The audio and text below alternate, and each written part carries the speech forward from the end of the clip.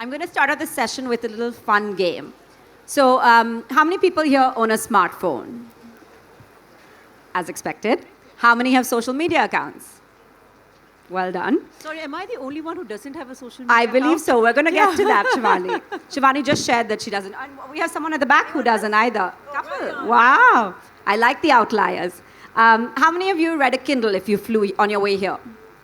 Great. Kindle. Read on a Kindle. How many watched a movie on your tablet?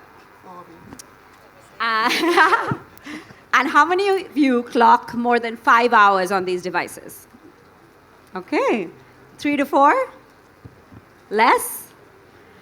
I'm not going to share my number because it's a little frightening. And how many of you are going to be scrolling through Instagram on this session? That's a trick question. None. So here's what we've established through this little exercise. Being connected is an undisputed part of our life. So much so that we have a lovely tech sponsor sponsoring a festival about the written word. We cannot escape technology, clearly. In many ways, technology has made our lives so much better. It's made it more efficient, more inclusive, made the world more accessible. It's made it possible for authors like all of us here to share our stories with a wider audience. And it's made it possible for this very conversation to be beamed across the world in real time. But there are also gray areas.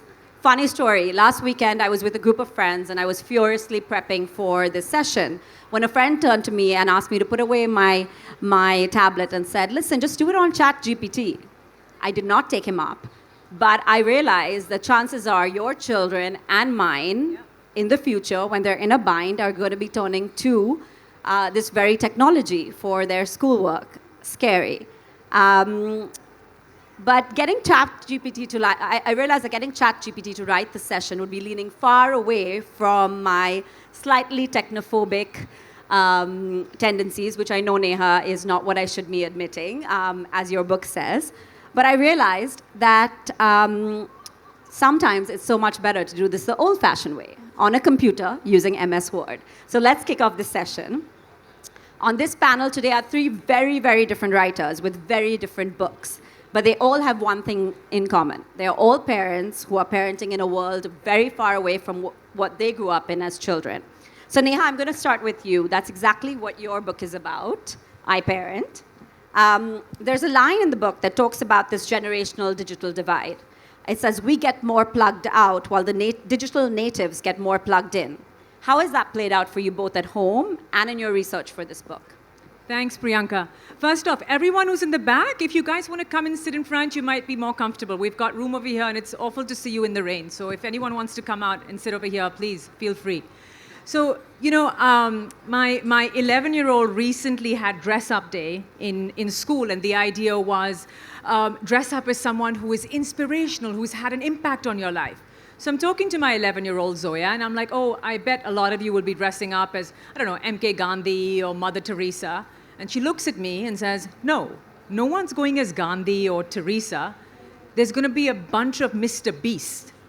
How many people here know who Mr. Beast is? Okay, wow. 5%. Yeah. No, I'm impressed. Okay. No technophobes in this audience. Yeah. So for those of us who don't, Mr. Beast is one of the most popular YouTubers in the world. And he recently made a video where he sits and counts up to 100,000. And apparently, that for Gen Z makes him inspirational and has an impact on their lives, right? So my point just being that, there is no precedent for the impact that the internet has had on our lives, on our psyches, our minds, and our hearts. And what it's done is create this divide where our children are often on the other side of things. And for a lot of us, we can't keep up, right? So there's 17-year-olds that are hacking into Twitter and controlling Obama's account and Jeff Bezos' account, and there's a 16-year-old who's hacking into the Tesla security system. Now, I don't necessarily want to hack into anything, but even if I wanted to, I can't, right? I can barely figure out how to change my display picture.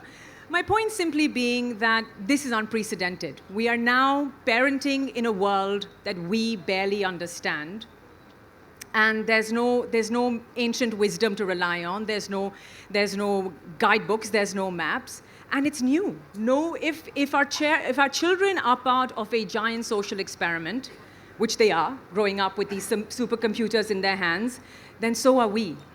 As parents, so are we. We are also part of the experiment now, and absolutely no parent in any generation has ever had to do this. This doesn't mean we should be technophobes, but we should just be aware. What's dizzying is how fast it changes. So I think all of us, are the same here. When we feel we've caught up, something new is coming along.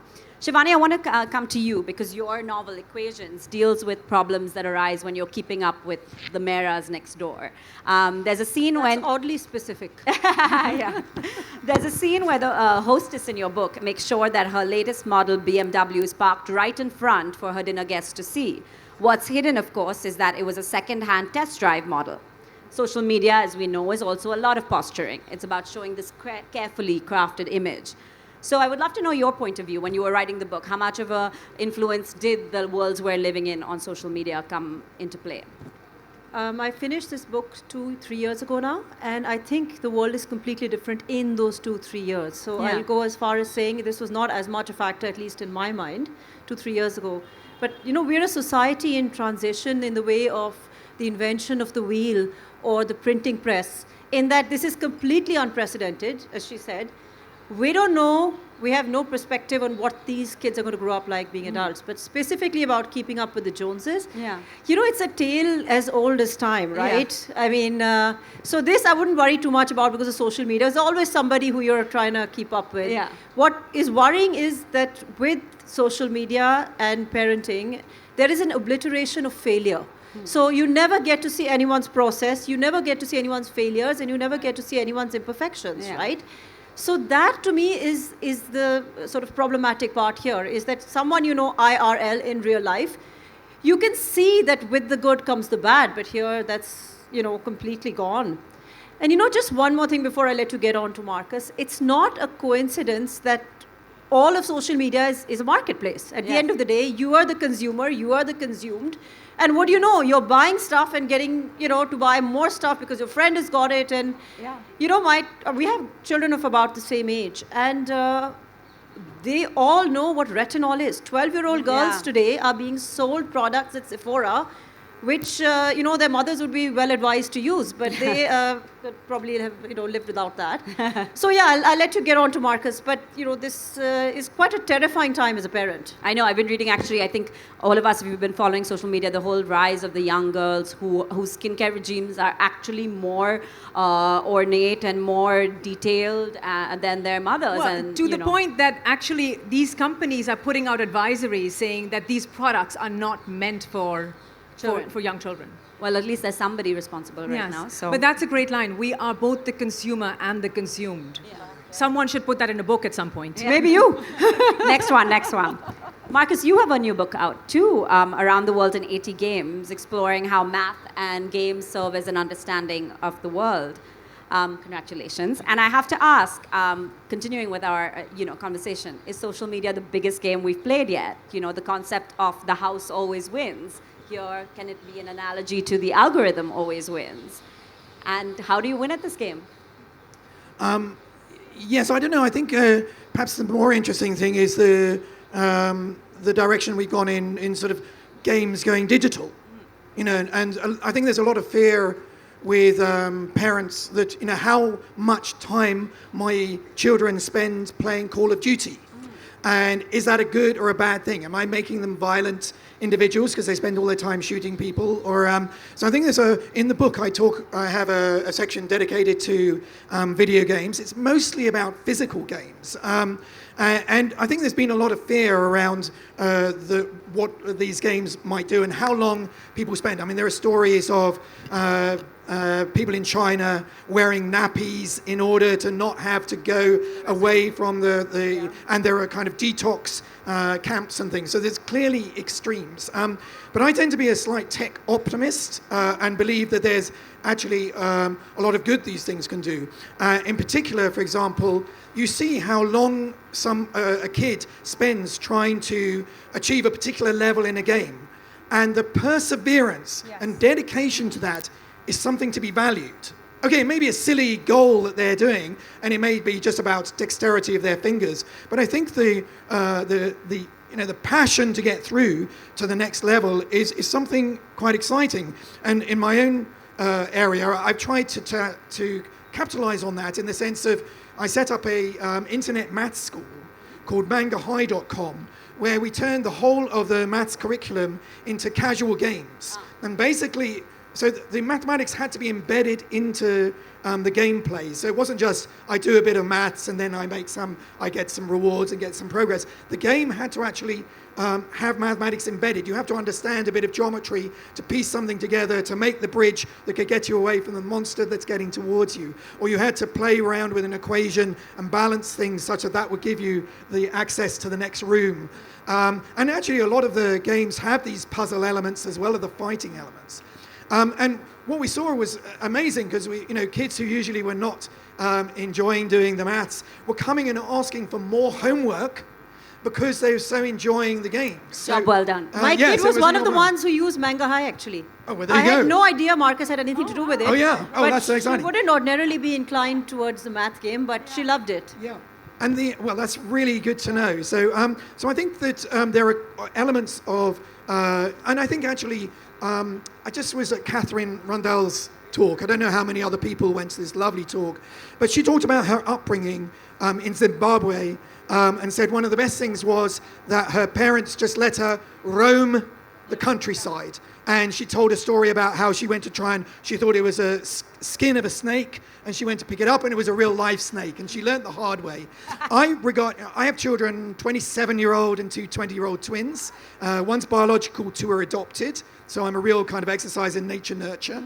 But I had the attitude to not fight their desire to use these all of these digital tools. And I think I did the same thing as Catherine's parents did, but with the digital savannah.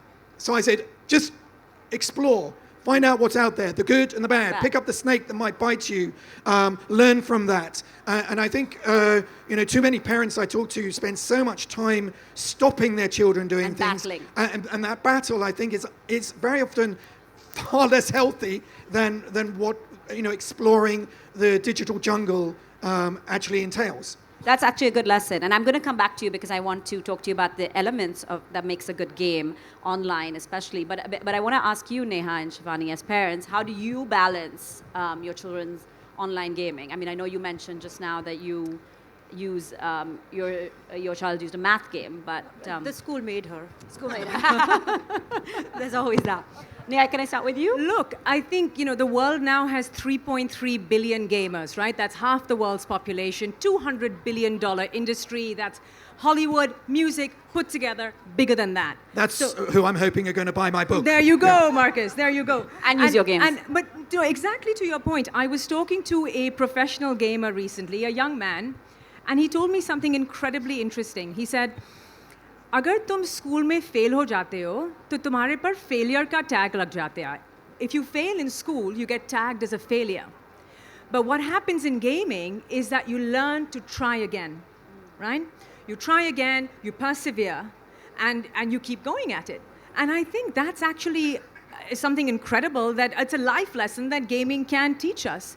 Now, if you live in a country like China, national policy will mandate how much time as a young person you're spending playing these games. We don't have that here, so we're going to have to watch the clock ourselves. But again, to a point that Marcus was making earlier, if you talk to a professional gamer, they'll tell you this. Any hardcore gamer will tell you this.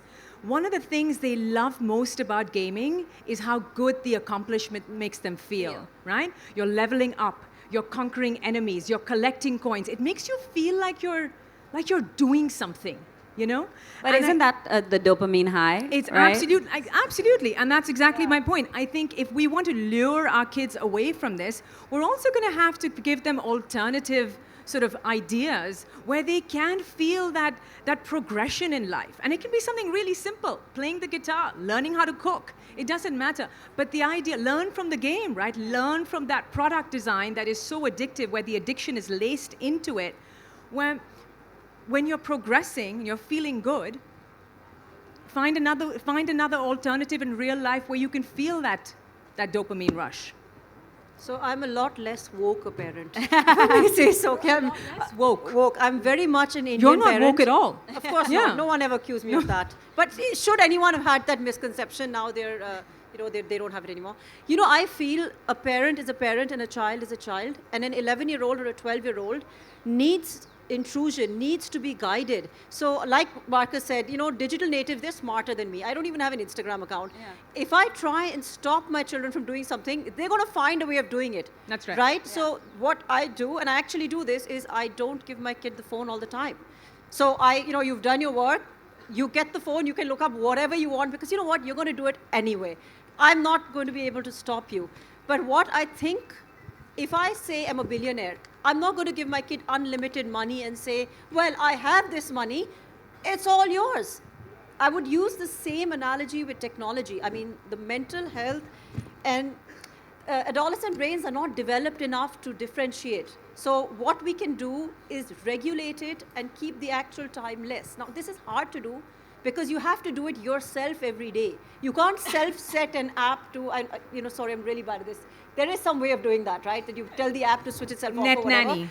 They'll figure it out. They'll get a second phone. They'll do something, Sorry, as you can see, I've not got a pretty dim view of what kids get up to, right? But yeah, I just think it has to be in person on hands-on if parenting. we think yeah. we can outrun the kids on this stuff, it's impossible, right?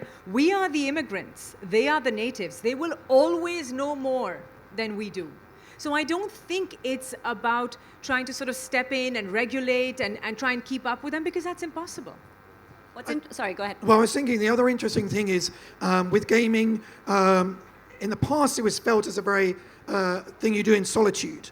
And actually it's not now. I mean, it actually creates an amazing global community. I mean, my mother, for example, is a big video gamer. She's in her 80s and she's isolated, lives on her own, yet she has this whole digital community that has, which supplies all her social needs. So, and she's become a kind of big king in queen in some sort of tribal online game that she basically runs. She spent her whole inheritance on sort of digital swords and shields. I sense a little resentment here, Marcus. Well, I don't know what I'm going to do with these things. But it was very interesting. She found she was head of this whole great tribe, and one of the guys said, "I'm afraid Michael is not going to be able to play next week," and she said, "Why?" He says, "Oh, unfortunately, he's got to go to jail." And she says, "Oh, really?" Yeah, he says, and it turned out that she was head of this whole tribe, that basically the rest of them were drug dealers in Chicago from Mexico. And she's this kind of great granny who's running this so amazing sense of community you can get. I think that's a fiction story waiting to happen, right? Like I think that's a speculative fiction story waiting to happen. May I weigh into what Marcus just said? Is that he has literally pointed out, from what I can see, the only positive of this unfettered access, which is, say, for example, in India, in tier 2 cities, for example, the LGBTQIA+, did I get that right? You missed a plus. Plus community, a lot of kids, they have no way of reaching out to anybody. So this provides them, a place, a safe space, a space to be themselves, to explore their personalities. So there are good things. Well, this is the only one I can think of, but there's one. plenty. Yeah. I mean, think about education, right? Yes. I mean, it's fantastic what you can do. My physics is awful. And I'm quite convinced it is, because my physics teacher tried to explain refraction to me by saying, this is a glass made of glass. Right? And I think your physics teacher is awful. Well, yes, that too. But imagine how you can learn about refraction now in the metaverse, right? Like these giant prisms of light spreading out when you're watching light bend. It's quite remarkable. Or Pluto gets demoted now to a dwarf planet, yes? Yeah. Now, I bet half the science textbooks in the country still have 9 planets, right? Where it gets instantly updated online. Or even subject specialists. Think about it. If you want to learn tennis, take a masterclass with Serena Williams. Or you want to learn cooking, Gordon Ramsay will step in. So there's plenty of blue skies that tech offers. No, that's for sure. I think what was interesting is that all three of you, as parents, also bring in 3 very different perspectives on how to handle that. But I want to ask you, what makes a good video game, right? Because I know in Neha's book, she talks about, you list a couple that are great for the kids, again, to learn, whether it's history or about civilizations or bringing together communities. So, you look, of course, at the community building aspect of physical games and the elements that make those games great.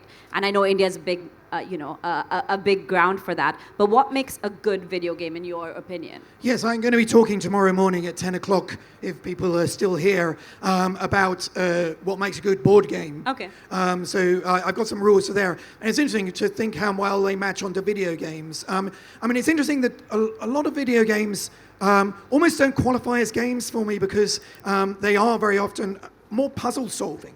And I think for me, a good game has that sense of the adrenaline rush of solving something. So it might be a manual dexterity thing where you're actually, my obsession, I have to be very careful because I get very obsessed with things. So my obsession with video games was the Prince of Persia, which was the most amazing game. And when I was... It's fantastic. Yeah, there you go. I was a postdoc in Jerusalem, and I played this actually with the secretary in the department, and she was very good at the fighting, and I was very good at she'd been in the Israeli army, so... and I was very good at the puzzle-solving side of it.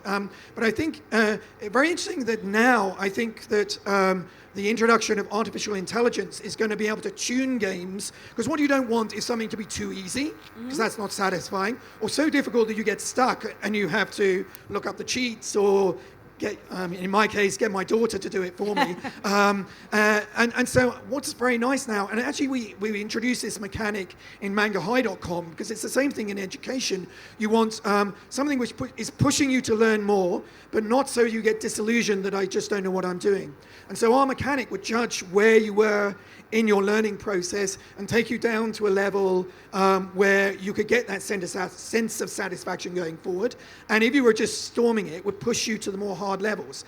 So for me, I think that's the exciting thing of the new technology of AI being introduced to make bespoke games for the way that you play, the way that you learn, the things that you're good at, the things that you're bad at. But for me, I think actually the best video games are like novels. And you can see that. There's sort of the games that are telling a story where, I suppose, what's the recent film with the zombies that it's based on a video game? Last of Us. So The Last of Us is a fantastic example of narrative video gaming, where you're being told a story, you're part of the narrative. And again, AI is producing narrative video stories where what your decisions in the game will actually result in a different ending. I've been thinking, that's super exciting. And so it can adapt. And so if you're playing in an evil way, it will take the game in a very dark direction. If you're playing in a very sort of altruistic way, you go. So I think there are really exciting things. But for me, story, which is very important, as I'll tell you tomorrow, in board games. But for me, in video games, that's also key. That's another session waiting to happen, right? But I want to ask you, I know, you're sort of unfettered with your approach to tech and you're a tech optimist, but is there something which is a negative in the design of video games that you think parents should be concerned about? Besides, of course, the dopamine. Yeah, I think the dangerous thing is the clever way that startups, for example, incentivize that adrenaline hit, and then you can only get a bit further by paying a bit of money. So the whole dynamic of it starts to get quite Murky. Yeah, murky. And I think that's what my mum's fallen into, the number of swords and shields she's bought in order to be leader of this tribe. She's really, I think, fallen into that trap of it's almost a gambling addiction. So I think, the gambling side of gaming is the one that I'm most nervous of. Oh. Neha, one of the things you talk about in your book is how tech giants like Steve Jobs, even Spiegel, all limited their children from using their devices. Reed Hastings of Netflix even said that their biggest competitor is actually sleep. What was something that you learned from writing and research that really rang the caution bells for you? Yeah, look, this is something to think about, right? I don't know how many people in the audience know this, but Bill Gates didn't give his kids a smartphone until they turned 14. And Steve Jobs, when he launched the first iPad, said, my kids will not use it, right? And these are not people who have not understood modern technology, right? They are the pioneers of it. But by this, I don't mean that we sort of take away all tech from everyone's lives. It's not about being a technophobe. I think it's about low tech, slow tech. And that can mean different things to different people. I was speaking to a parent recently, and I loved the way she explained it to me. She said, look, my kid has a phone, but it's not a smartphone. And I said, why? And she said, it's simple. I'll give my kid a Fiat before I give him the keys to the Ferrari, right? So it can mean a whole host of different things. But for me, honestly, I think the answer is not with Jobs or with Spiegel or even with Bill Gates. For me, the answer came from a woman or a girl we all grew up with. And I think everybody in this room knows her. It's Goldilocks. Do you remember when Goldilocks went to the bear's cottage, how she liked her porridge? It was not too hot and not too cold, but just right. And I think that right there might be the answer, right? You try and give your toddler a smartphone, you're going in too hot. You try and we try and create screen-free experiences for our tweens, we're going in too cold. But I think the regulation, the moderation, the adjusting of that recipe, the adjusting of that temperature of that porridge is the only way to get through this. Goldilocks. Do you agree? Who can disagree with that, right? But this is where I think I'm going to go more into parenting and less into, the digital side of it. Yeah. What's right and what's wrong in parenting is a very, very, very disputed subject. Yeah. And nobody knows the answer. What works for me may not work for her, and we may both be wrong, right?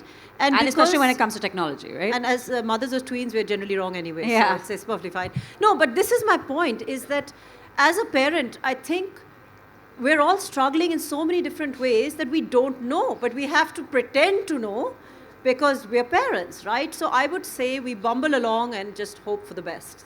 So you've got twins?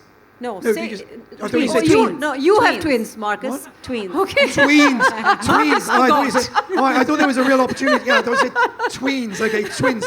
Yeah, I thought we could do a great experiment because we'll give each of us give one twin all the digital material. I don't think the other one deny that's it, called a and then great just- experiment, Marcus. I think that's called cruelty, okay?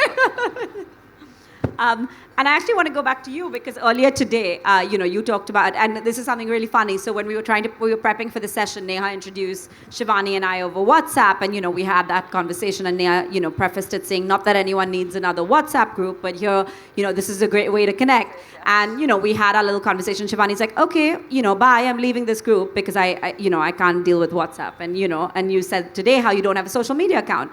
And I realized more and more as adults, we're a generation that is constantly going on digital detoxes, are constantly burnt out by tech, though we continue to use it and use social media, but we're constantly complaining.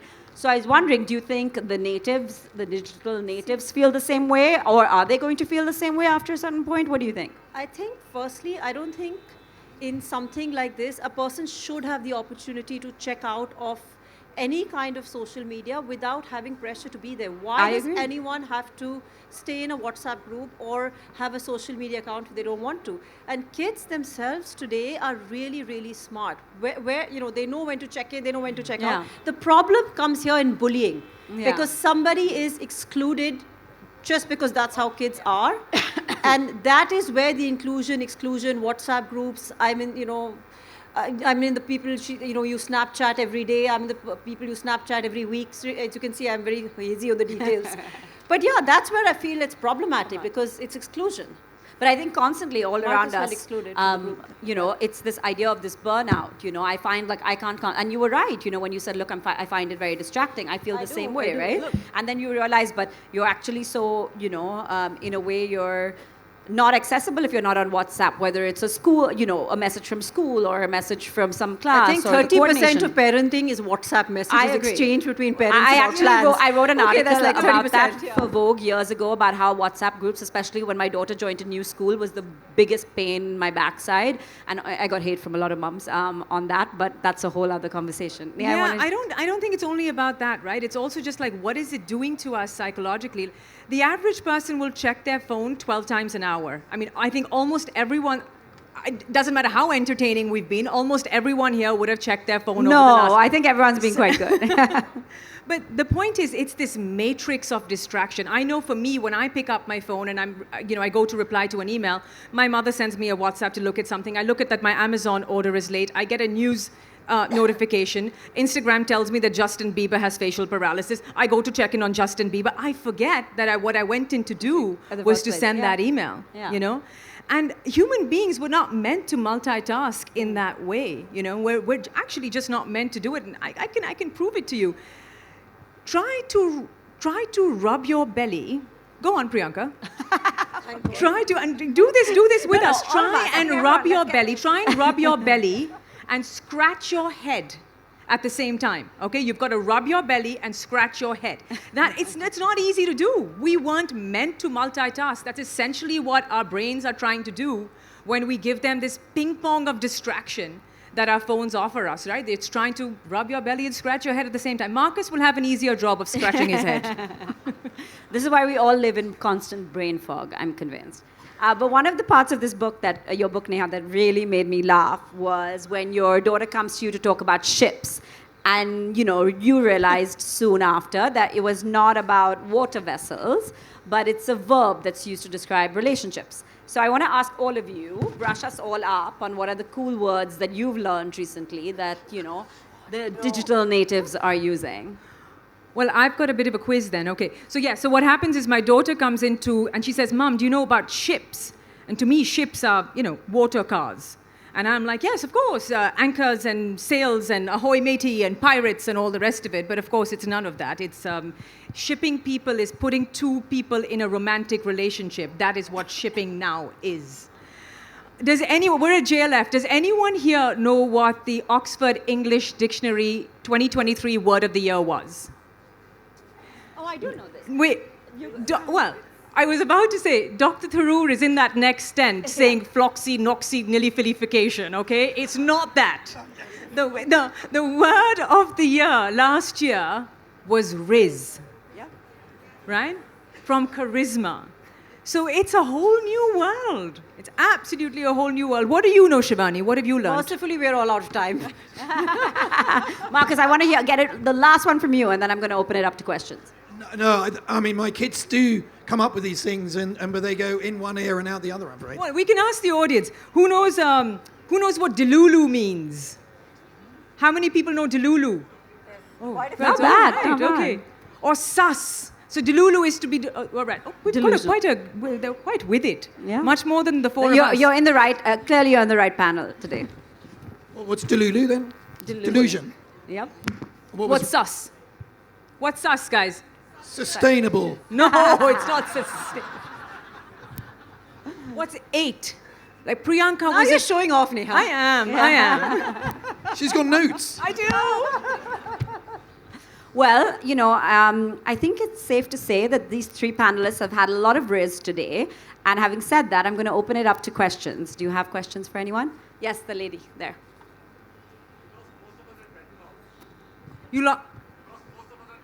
Ajay, you don't need retinol. Let's move on.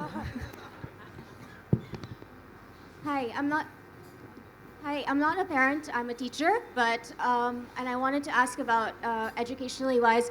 You were talking about how games give a dopamine high, and I wanted to ask you, what about kids who get hooked to that dopamine high and can't sit without any engagement for more than 2 minutes because they need the dopamine high all the time, and they can't be they're always bored because they can't sit without the dopamine high. Yeah, I agree. I think there's, the kind of ADHD climate that we're living in, that people just can't, they need another hit, is an issue. I mean, that's, maybe it needs to be a balance in education. There are people doing mindfulness in class, meditation, that requires a lot of hard work to sit for 5 minutes. But I think there's so many opportunities, and we need to look at the positive side of these tools. I mean, for example, I'm working with a company here in India, which realizes that a lot of kids don't read very much. I have a real problem with that. I read to my children, and when they were going to sleep, and I was hoping it would instill a love of books. It has in one of them, but the others just don't read. But they love the visual world. And so we realized that comics are great. That's why we use manga as a way of framing our manga high. So I'm working with a company called Comics, and we're using kind of the graphic novel for educational uses. So kind of graphic non-fiction in this app, which is now being picked up by schools in India, and they're learning about climate change. I'm doing a series on the history of maths, all through the visual, but it's got a little bit of text, and the hope is that it sucks them into wanting to know more through this medium that they're very comfortable with. So I think it's about using, the amount of educational material on YouTube is extraordinary. I mean, I do these videos for a video channel called Numberphile. And I go places around the world and people say, oh, you're on Numberphile. And they're learning just little fun bits of maths, 10 minutes.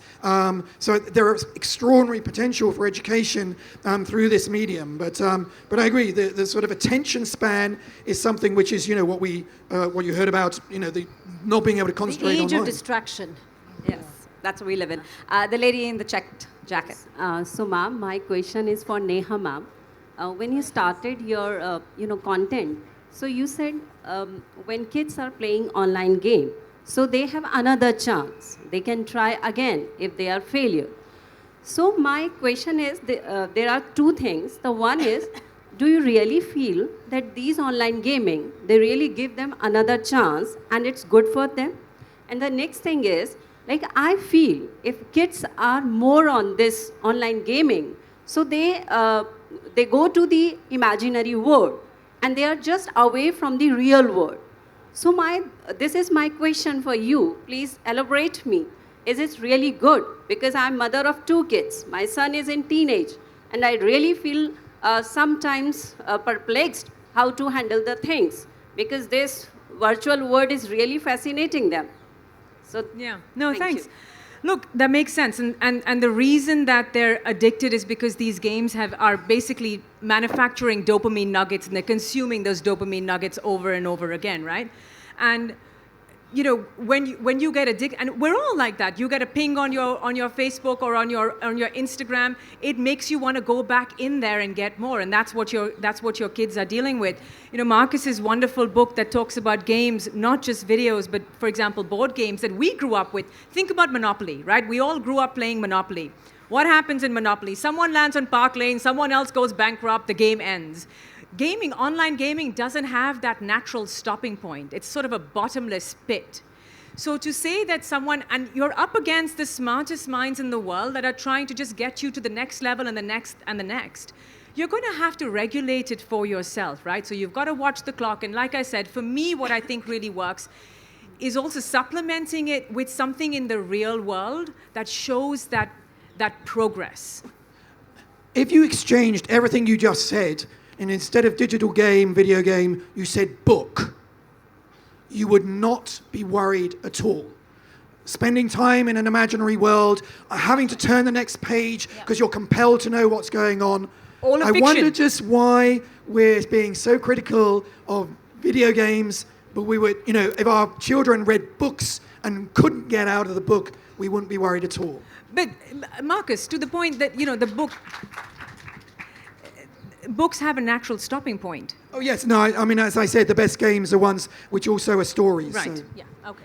We have time, unfortunately, for just one last question. The lady there, and then we have to wrap up the session. Yes, ma'am. I'm a mother and a teacher, art teacher as well. So this is my personal experience. Like my daughter, she is a teenager and she know the bad effects of social media. But when she was not using social media, she was boycotted by her friends and they were not talking to her because they were discussing something on social media she was not aware of. And she said, Mama, I need to take lunch alone because they discuss something. They are all on social media and if I'm not using that, and they discarded me like, you don't know anything, you can't talk to us. The second thing, I teach handcrafts like crochet, macrame. So the student are college students. They find it is interesting, but as soon they get very they don't have patience because they find social media is giving them more attractive things than these art things.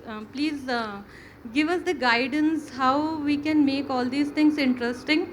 And for the teenagers who know there are bad effects of social media, still they have to use because of the peer pressure. I think, Shivani, you were talking about the exclusion that happens if you're not on these platforms. I think one of the things is all parents in the cohort have to be on the same page. You have to have everyone in the group on board, which I understand is difficult. And like Neha wrote in her book, the problem with online bullying is you don't leave it behind at school, it comes home with you, right? So I think it's a very tricky one to which not all of us know the answers, except all parents should be regulating the time that their children spend online. It sounds like that is the problem here. Yes, I think it goes back to the idea, right, that everybody's standards of parenting are different. I know with my daughter's group of girls, we've all decided that we won't give them a phone till one particular age. But there have been times instances when parents give phones earlier, allow more access. There's constantly that debate because, my daughter comes home and says, so-and-so is allowed to do this. And I'm sure you all face that too. Yeah, I think we've actually come back to exactly where we started, and I can see the time's running out, and that's a good thing, I suppose. The idea, well, no, not that the time's running out, but the idea is that we've gone full circle. Yeah. My point being that, look, if no generation has parented like this before, and if we've got no guidance and no ancient wisdom and no guidebooks and no maps, then we're going to have to rely on each other. And essentially, it sounds like what you guys are doing, right? Yeah. Is that you're relying on each other as parents to give the cues about how to move forward. We're in it together, 100%. We are. And we're all constantly learning. Thank you again to our amazing panelists, and thank you to this audience who's been a lot of fun. We're going to do an unveiling of Neha's book, and then I think she's going to sign some copies, so make your way over. Ladies and gentlemen, the moment you've been waiting for, presenting the unveiling of iParenting.